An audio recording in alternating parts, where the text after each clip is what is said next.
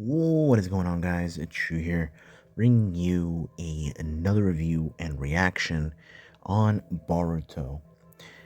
This chapter, I gotta say, was honestly pretty interesting. I like that we're dealing with something that I didn't think that we were going to be doing this early on, but quite honestly, with everything that's going on, I'd rather they deal with it sooner rather than later. So we'll see what happens in the event, if this event actually transpires or if it doesn't. We'll see. I have I have an inkling that it won't, just because this isn't that kind of series, but we'll see. But before I continue, guys, please make sure, if you're new to the channel or if you like the content, make sure to like, comment, subscribe. All that helps out tremendously. It really does, and I hope that you guys continue to support. But let's get to it. So we start this chapter with actually seeing the Shikadai, Chocho, and Himawari combination.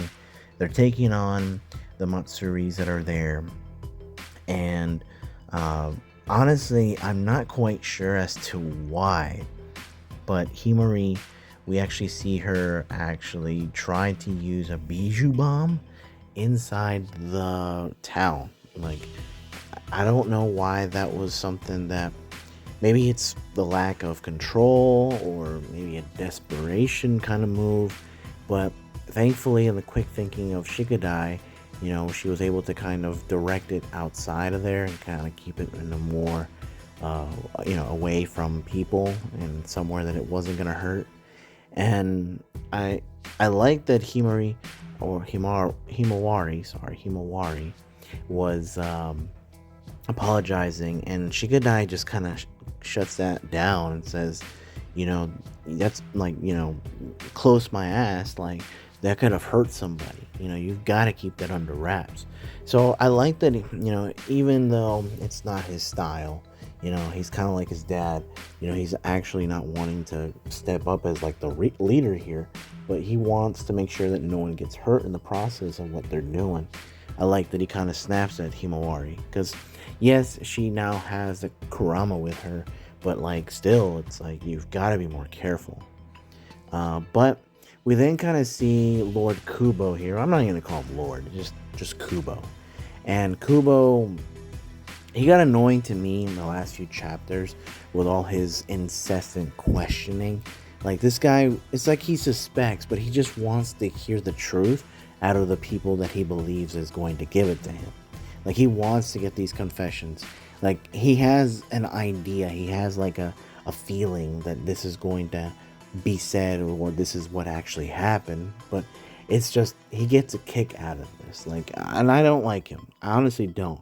And the fact that Sai is like such a puppet to this guy, and like he's working so closely with him, I don't like it either. Like, but it shouldn't be surprising. Like, I've said this before probably, but when the whole Anbu operation back in Shippuden, when he was still operating in the shadows and working with Danzo, it doesn't surprise me that he just kind of slips into these kind of roles naturally. It's just, that's who he is. Like, this guy has been basically factory setted to just kind of follow orders.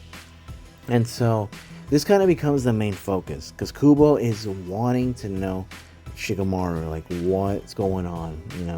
He's really kind of narrowing it down, wanting to have Shikamaru. And you think that there's going to be somewhat of a distraction, especially with now that he gets wind that Shinju is out there, aka Matsuri. And he's like, all right, we'll bring in Shikamaru anyway.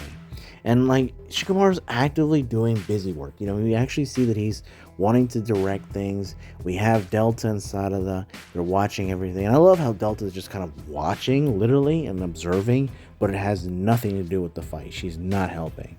And we see that he gets called in, and Shikamaru is like, he's kind of annoyed that he has to do this. Like, he's actively being busy, but because it's the will of the fire, land of fire, or whatever, will of fire, people, they're wanting to get him in there. Like, he has to do it, and he feels obligated. But of course, he goes in there with one of Koji's toads, which is interesting. I wasn't expecting this move to actually happen, but we see that we have him going in and he brings in that frog and he tells him to bring it. And, this actually becomes important. We also get to see Boruto. He's helping out. He's helping out some of the ninjas that are down there. He actually gets trapped for a little bit, and he actually uses a technique in which he's able to get out. And like, I love it. I absolutely love that Boruto is kind of badass. It's like he's not really getting himself caught. He just allowed it, and he was able to get out with no issue. So that was kind of cool. But going back to the main focus here, we see that the frog he uses, we actually see Inojin using it and doing a mind transfer jutsu, and Sai catching on that it was him doing it. So he's not a fan of Shikamaru getting his son involved, which is nice. I'm glad to see, he's got a, kind of a backbone here. But now we see that Inojin within Kubo's mind goes outside, and we have Koji telling him, let him die. And we have Matsuri about to like destroy him. So we'll see if the moral dilemma is going to happen, or if what else could possibly happen. We'll see.